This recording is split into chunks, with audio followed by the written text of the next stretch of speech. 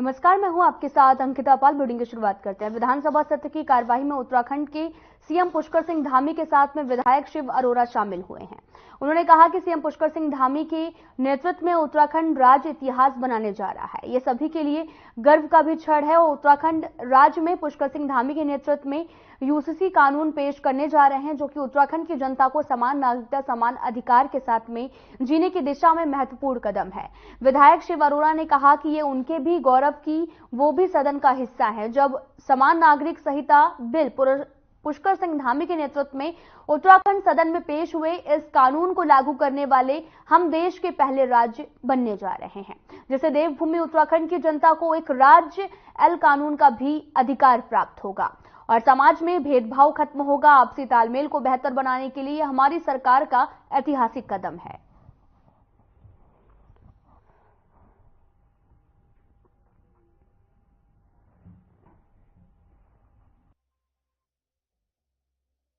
देखिए, हम सब उत्तराखंड के विधायकों के लिए ऐतिहासिक क्षण है, आनंद अभिभूत ऐसा अवसर। प्रभु रामलला का 22 जनवरी को प्राण प्रतिष्ठा होती है, पूरा भारत आनंद में था। 5 अगस्त 2019 को धारा 370 और 35 एक झटके में समाप्त हो जाती है, देश को खंडित कर रहा है। पूरा देश आनंद में था, हम भी आनंद में थे। लेकिन इससे बड़ा आनंद क्या हो सकता है? समान नागरिक संहिता, जो हमारी विचारधारा का विषय है, जो सभी नागरिकों को समान नागरिक अधिकार देता है, उसे बिल माननीय मुख्यमंत्री पुष्कर सिंह धामी जी ने आज विधानसभा के पटल पर रखा और हम उसके साक्षी हैं। हम उसे पास कराने का एक निमित्त बन रहे हैं। इससे बड़ा आनंद का समय नहीं हो सकता। देश के संविधान निर्माताओं ने देश से तभी अपेक्षा की थी कि ये समान नागरिक संहिता आर्टिकल 44 में उन्होंने दिशा निर्देशित तत्वों में कहा, लेकिन 75 साल लग गए। हमारी वह मुस्लिम बहनें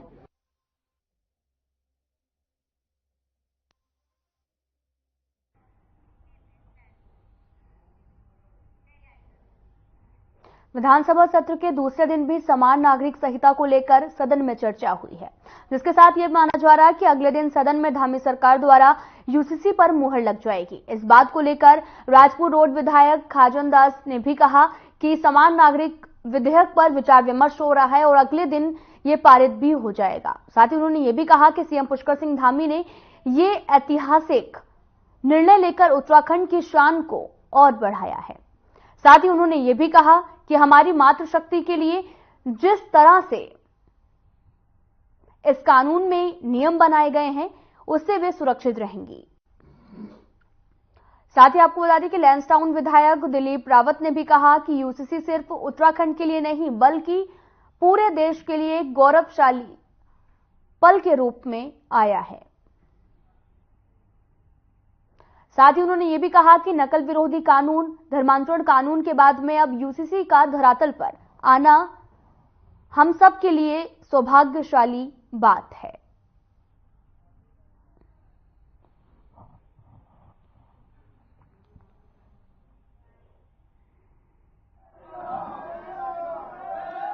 देखिए, ये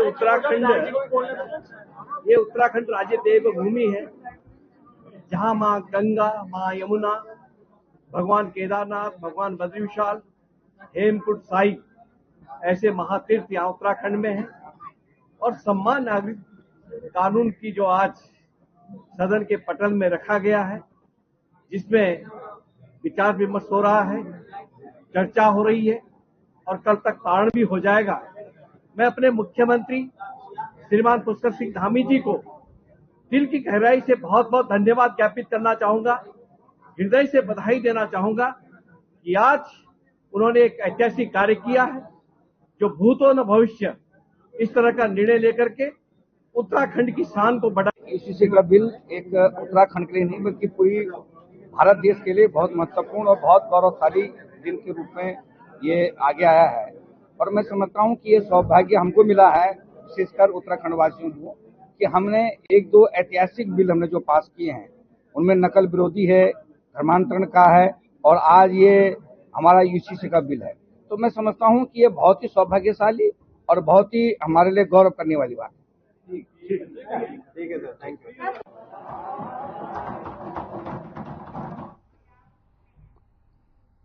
उत्तराखंड से बड़ी खबर आ रही है। आपको बता दें कि उत्तराखंड में ईडी का सर्च ऑपरेशन लगातार जारी है। कांग्रेस नेता हरक सिंह रावत के घर पर सर्च ऑपरेशन किया गया। दिल्ली, उत्तराखंड, चंडीगढ़ में ईडी की छापेमारी लगातार जारी है। आपको बता दें कि 16 जगहों पर ईडी की छापेमारी लगातार जारी है। फॉरेस्ट लैंड स्कीम में ईडी की ये बड़ी कार्रवाई है। बड़ी खबर इस वक्त की उत्तराखंड से, जहां पर फॉरेस्ट लैंड स्कीम में ईडी की बड़ी कार्रवाई, जहां पर 16 जगहों पर ईडी की छापेमारी लगातार जारी है। उत्तराखंड में ईडी का सर्च ऑपरेशन लगातार जारी है। कांग्रेस नेता हरक सिंह रावत के घर पर सर्च ऑपरेशन किया जा रहा है और दिल्ली, उत्तराखंड, चंडीगढ़ में ईडी की बड़ी कार्रवाई, फॉरेस्ट लैंड स्कीम के ईडी की बड़ी कार्रवाई, जहां पर 16 जगहों पर लगातार सर्च ऑपरेशन जारी है। आपको बताते चले कि कांग्रेस नेता हरक सिंह रावत के घर पर सर्च ऑपरेशन किया गया। दरअसल पूरा मामला फॉरेस्ट से जुड़ा हुआ है, जहां पर अवैध पेड़ जो पेड़ हैं वहां पर काटे गए हैं, जिसको लेकर लगातार ईडी की कार्रवाई लगातार जारी है। उत्तराखंड में ईडी का सर्च ऑपरेशन, कांग्रेस नेता हरक सिंह रावत के घर पर सर्च ऑपरेशन किया जा रहा है। आप तस्वीरें देख सकते हैं हरक सिंह रावत के घर की, जहां पर भारी पुलिस बल तैनात है। साथ ही ईडी का सर्च ऑपरेशन भी लगातार जारी है। ये तस्वीरें बाहर की हैं, जहां पर आपको बता दें कि ईडी की छापेमारी लगातार जारी है। 16 जगहों पर ईडी की कार्रवाई लगातार जारी है। साथ ही आपको बता दें कि उत्तराखंड में ईडी का सर्च ऑपरेशन लगातार जारी है। फिलहाल यहां रुकते हैं एक छोटे से ब्रेक के लिए।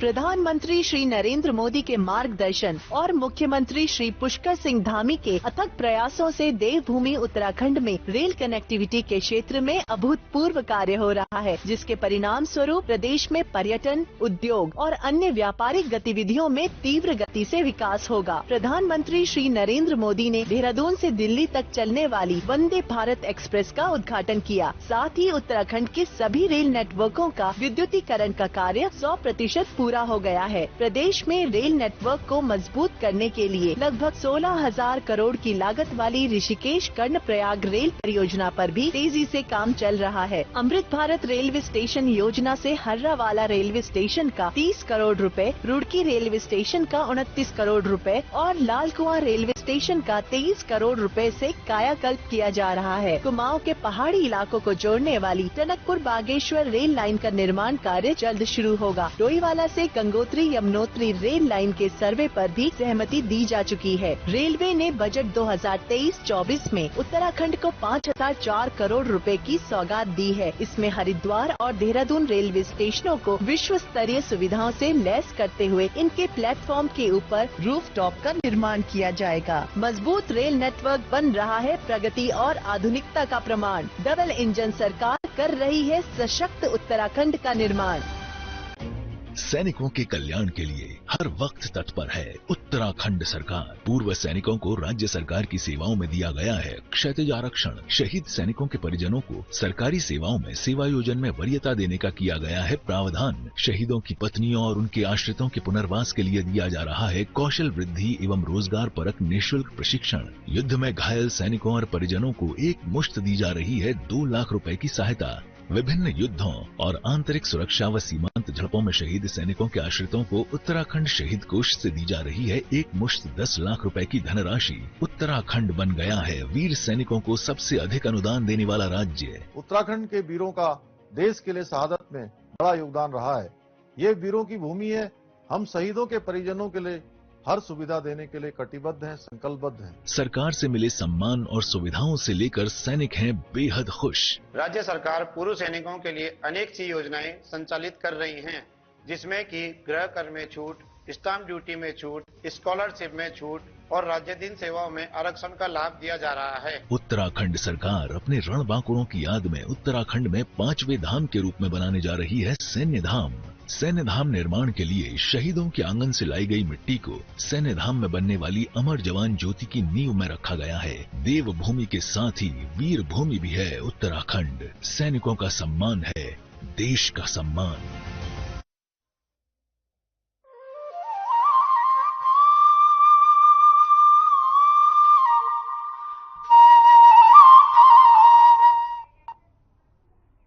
ब्रेक के बाद स्वागत है आप सभी का। रुख करते हैं खबरों की तरफ। विपक्षी दल कांग्रेस पार्टी के आपको बता दें कि सदन में हंगामा किया है, जहां पर चर्चा करने के समय पर समय मांगा गया, जिस पर सदन ने विपक्ष को 2 घंटे का समय दिया था।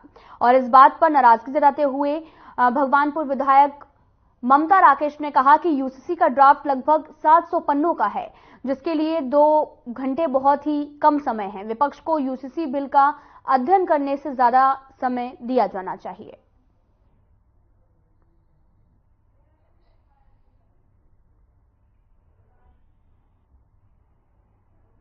नहीं है, लगभग 700 पेज का ये ड्राफ्ट है, ये बिल है। क्या 2 घंटे में पढ़ पाएंगे? इसके अध्ययन करने के लिए हमें समय चाहिए। क्यों सरकार बचना चाहती है, आनन फानन में सत्र करना चाहती है? सत्रावधि बढ़ाई जानी चाहिए ताकि सभी सही तरीके से इसका अध्ययन कर सके, अध्ययन के बाद सभी चर्चा में भाग ले सके, इसके दोषों का भी पता चल सके ताकि उसका निवारण किया जा सके।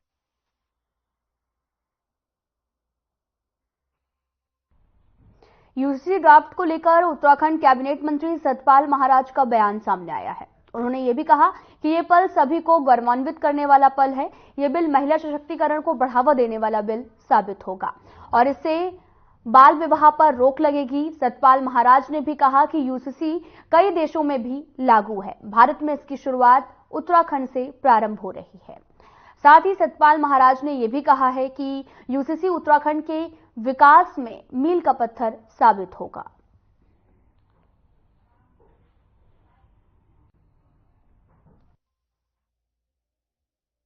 आज बड़ा ऐतिहासिक दिन है। बद्री केदार और केदारनाथ की भूमि में, इस देवभूमि से एक बड़ा बहुत ऐतिहासिक बिल पारित हो रहा है, जिसकी चर्चा सदन में हो रही है और सभी सदस्य बड़े जोश खरोश के साथ, बड़े उत्साह के साथ इसमें पार्टिसिपेट कर रहे हैं। ये महिला सशक्तिकरण को लक्ष्य लेकर के ये बिल जो है पास होगा, ताकि महिलाओं का सम्मान मिले, महिलाओं को शक्ति मिले। इसके साथ साथ बाल विवाह जो है वो नहीं होगा, अवैध माना जाएगा। इसके साथ साथ बहुत से इसके अंदर नियम हैं जिनसे मैं समझता हूं कि एक आचार संहिता पूरे हमारे देश में लागू होगी और इससे यही यूसीसी जो है सऊदी अरब में, टर्की में, इंडोनेशिया में, नेपाल में, फ्रांस में, अजरबैजान में, जर्मनी में, जापान में, कनाडा में भी लागू है। तो अन्य देशों के अंदर भी ये यूसीसी लागू है। तो निश्चित रूप में हमारे उत्तराखंड से इसका प्रारंभ हो रहा है। मैं धामी जी को बहुत बहुत बधाई देता हूं जिन्होंने ये इनिशिएटिव लिया और ये निश्चित रूप में उत्तराखंड के विकास में बहुत एक मील का पत्थर साबित होगा। धन्यवाद। माननीय अध्यक्ष जी,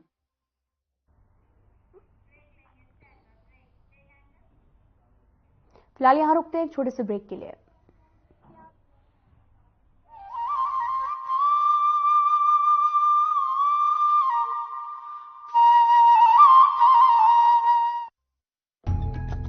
प्रधानमंत्री श्री नरेंद्र मोदी के मार्गदर्शन और मुख्यमंत्री श्री पुष्कर सिंह धामी के नेतृत्व में उत्तराखंड सरकार सबका साथ सबका विकास के मूल मंत्र पर आगे बढ़ रही है। मेरा विश्वास है कि ये दशक उत्तराखंड का दशक होने वाला है और जो भारत को देखना चाहता है वो उत्तराखंड आए बिना भारत को देखना उसका पूरा नहीं हो सकता। डबल इंजन सरकार द्वारा प्रदेश को प्रत्येक क्षेत्र में समृद्ध बनाने की दिशा में कई समावेशी विकास योजनाएं संचालित की जा रही हैं। प्रधानमंत्री श्री नरेंद्र मोदी जी ने अपने कुमाऊं भ्रमण के दौरान प्रदेश वासियों को लगभग 4,200 करोड़ रुपए की विभिन्न विकास परियोजनाओं की सौगात दी है, जिससे सरकार द्वारा संचालित कृषि, शिक्षा, चिकित्सा, परिवहन, पेयजल व खेल आदि क्षेत्रों को गति मिलेगी, जिनका प्रत्यक्ष लाभ राज्य के निवासियों को प्राप्त होगा। प्रधानमंत्री श्री नरेंद्र मोदी जी के आदि कैलाश, पार्वती कुंड और जागेश्वर धाम के दर्शन से उत्तराखंड में तीर्थाटन और पर्यटन दोनों को नया आयाम तो मिला ही है, साथ ही मुख्यमंत्री श्री पुष्कर सिंह धामी सरकार की महत्वाकांक्षी मानस खंड मंदिर माला परियोजना को नया संबल मिला है। इससे पूरे राज्य में रोजगार के नवीन अवसर सृजित होंगे और स्थानीय निवासियों की आय में बढ़ोतरी होगी। डबल इंजन सरकार ने लिया है प्रण, उत्तराखंड को विकसित राज्य बनाएंगे हम।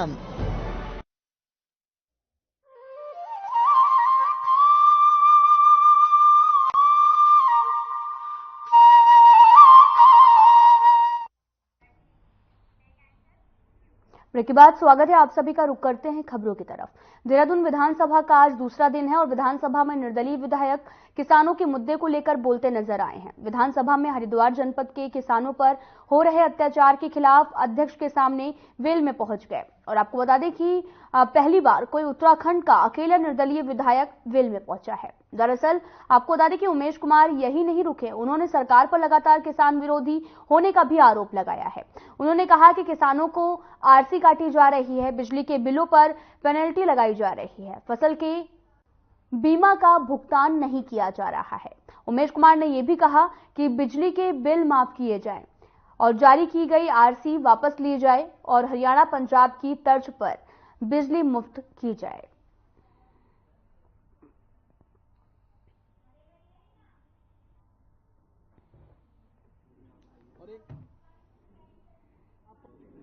अभी चलते हैं ना अध्यक्ष जी के पास। देखिए, सदन में आज वेल में जाने का कारण ये रहा कि नियम 58 और 310 में आज 2 दिन के लिए सस्पेंड किए हुए हैं कि भाई हम नियम 58 और 310 में सुनवाई नहीं करेंगे। तो इसके चलते मैं वेल में गया और मैंने माननीय अध्यक्ष जी से कहा कि हमारे लिए यूनिफॉर्म सिविल कोड भी जरूरी है, हमारे लिए आंदोलनकारियों के जो आश्रित हैं उनके लिए आरक्षण भी जरूरी है, लेकिन हमारे लिए जो हमारे जनपद में किसान हैं, हरिद्वार जनपद में जो किसान है जो बाढ़ से पीड़ित है, जिनकी फसलों की फसल खत्म हो गई, उनकी आरसी कट रही है, उनसे रिकवरी के लिए तहसीलदार उनको गिरफ्तार कर रहे हैं, उनके बिजली के कनेक्शन काट दिए गए हैं, पानी फसल को देने के लिए ट्यूबवेल चलाने के लिए बिजली नहीं है। और सबसे बड़ी बात, जुलाई में बाढ़ आई थी, आपदा आई थी, तब से अब तक जो फसल बीमा है उसका भुगतान नहीं किया गया। इसके अलावा जो मृतक हैं, मेरी विधानसभा में एक 10 साल के बच्चे की जो है वो दीवार गिरने से मृत्यु हो गई थी। उनकी माताजी रोज मेरे ऑफिस आती हैं, कार्यालय आती हैं कि भाई हमारा आज तक जो है मुआवजा नहीं दिया गया। तो मैंने कहा भाई हमारी कुछ मांगे हैं, किसानों की हैं, किसान त्रस्त है, उनको घरों से गिरफ्तार किया जा रहा है, उनकी आरसी काटी जा रही है। अभी चलते हैं ना अध्यक्ष जी के पास। और एक बात और, पिछली बार राजधानी देहरादून में विधानसभा भवन में आपको बता दें कि यूसीसी के विशेष सत्र की शुरुआत हुई है। इस बीच किच्छा से पूर्व विधायक राजेश शुक्ला और किच्छा विधायक तिलक राज बेहड़ से नाराज नजर आए। राजेश शुक्ला ने तिलक राज बेहड़ पर निशाना साधते हुए कहा कि तिलक राज बेहड़ का काम सिर्फ सदन में लोगों को गुमराह करना है और इस दौरान वे उनका नाम भी लेते हैं, जबकि सदन की परंपरा के अनुसार सत्र में किसी बाहर के व्यक्ति का नाम नहीं लिया जाना चाहिए, जिसको लेकर उन्होंने विधानसभा अध्यक्ष, संसदीय कार्य मंत्री और राज्यपाल को पत्र भी सौंपा गया। इसके साथ ही राजेश शुक्ला ने बताया कि उन्होंने विधानसभा अध्यक्ष को आग्रह किया है कि जब भी तिलक राज बेहड़ा ऐसी बातें करे तो उसका संज्ञान लिया जाए।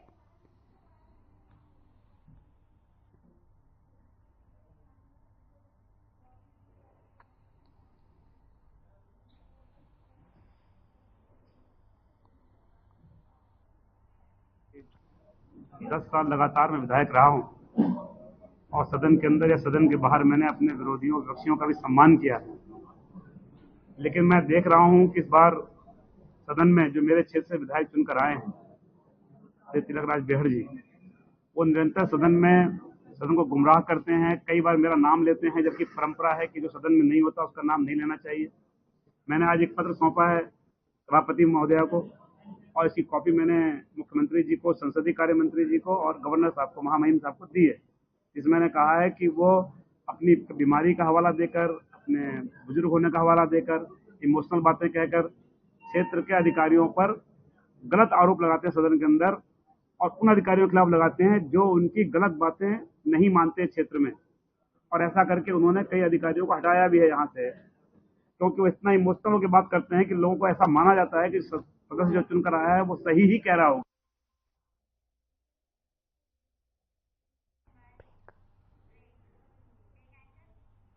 फिलहाल यहां रुकते हैं एक छोटे से ब्रेक के लिए।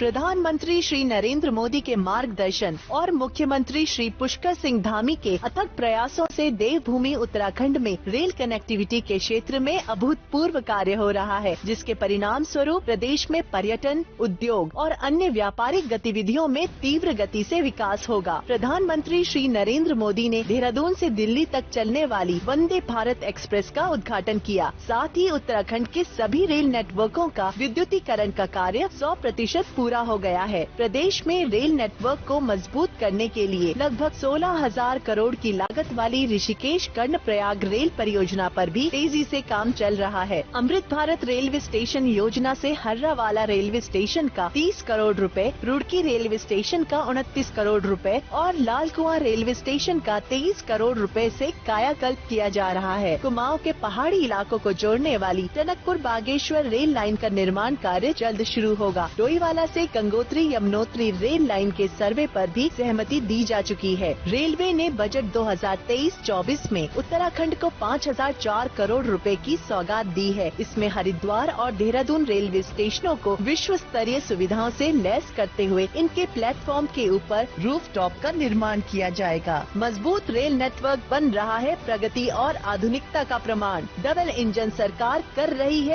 सशक्त उत्तराखंड का निर्माण।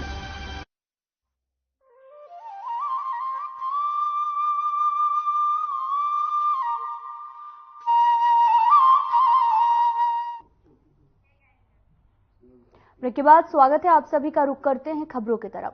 विधानसभा सत्र में यूसीसी बिल को सदन के पटल पर रखा गया है और ऐसे में पूरे राज्य भर में सभी संवेदनशील जगहों पर पुलिस फोर्स तैनात की गई और इसी को लेकर हल्द्वानी में भी समुदाय विशेष वाले आपको बता दें कि क्षेत्रों में भारी संख्या में पुलिस फोर्स तैनात की गई है ताकि किसी भी तरीके की अप्रिय घटना न घट सके।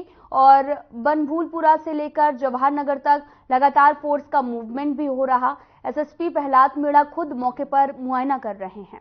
उन्होंने बताया कि विधानसभा सत्र को लेकर सुरक्षा व्यवस्था पुख्ता की गई है और यूसीसी बिल के विधानसभा में आने के बाद से लेकर विधानसभा सत्र तक सुरक्षा व्यवस्था की जा रही है ताकि कोई भी अप्रिय घटना ना हो सके और साथ ही सोशल मीडिया पर भी पुलिस अपनी नजर बनाए हुए है। साथ ही लोगों से शांति व्यवस्था बनाए रखने की भी अपील की जा रही है।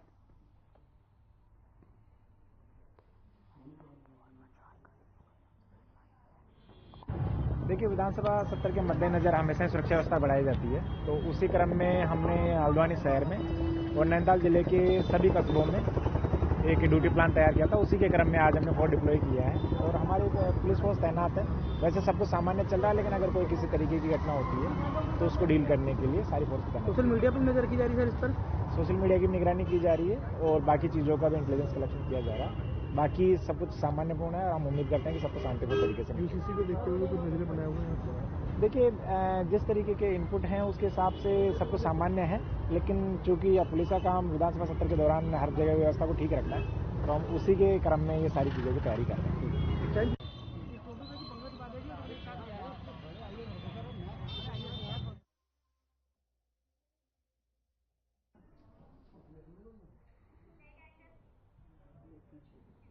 खंड विकास सभागार में तहसील दिवस और जन संवाद कार्यक्रम का आयोजन किया गया, जिसमें कार्यक्रम क्रियान्वयन सचिव दीपक कुमार, जिलाधिकारी उदयराज सिंह और साथ ही मुख्य विकास अधिकारी मनीष कुमार की तरफ से जन संवाद किया गया।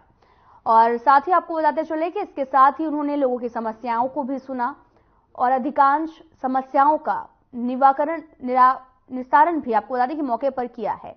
इस तहसील दिवस और जन सुनवाई में सड़क, बिजली, पानी, सिंचाई, राशन कार्ड और अतिक्रमण जैसी कई समस्याओं और प्रार्थना पत्र प्राप्त किए हैं, जिसमें से अधिकांश का मौके पर ही निस्तारण किया गया। और इस दौरान डीएम ने अधिकारियों को भी निर्देश दिए हैं कि आमजन की समस्याओं का निस्तारण उनकी सर्वोच्च प्राथमिकता है।